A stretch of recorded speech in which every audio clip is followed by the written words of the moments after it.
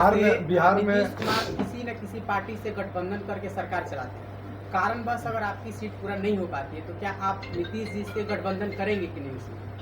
भाई, हम लोग का गठबंधन पहले हो गया बिहार के जनता के साथ, और जनसुराज ने कह दिया कि हम लोग लड़ेंगे 243 सीट।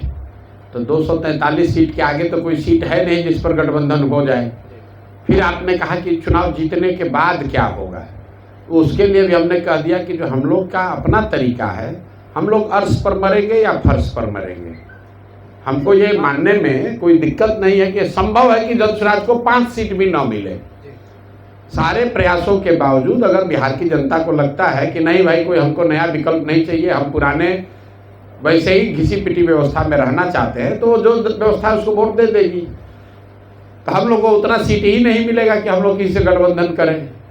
लेकिन अगर जनता को बात समझ में आ गई कि 30-35 साल से विकल्प के अभाव में जो गलत लोगों को भाजपा के डर से लालू जी को, और लालू जी के डर से भाजपा को जो हम लोग वोट देते रहे हैं, अब ये मौका आ गया, अब विकल्प आ गया, नए लोगों का चेहरा सामने दिख रहा है, एक सुचिता वाली राजनीति की शुरुआत हो रही है, एक नए तरीके की राजनीति की शुरुआत हो रही है जिसमें शिक्षा और पलायन की बात हो रही है। अगर जनता को ये समझ में आ गया तो जनसुराज को इतना सीट जरूर मिलेगा कि हम लोग को गठबंधन करने की जरूरत नहीं पड़ेगी।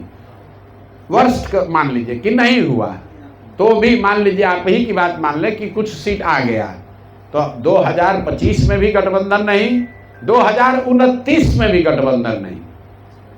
अकेले आए हैं, अकेले ही बिहार को सुधारने का जज्बा लेकर आए हैं। चाहे 5 बरस लगे, 10 बरस लगे, इसकी ईमानदारी और इसकी शुद्धता में न आज कोई आँच आई है, न आगे जब तक मैं हूं तब तक इसकी ईमानदारी और शुचिता में कोई फर्क नहीं आएगा।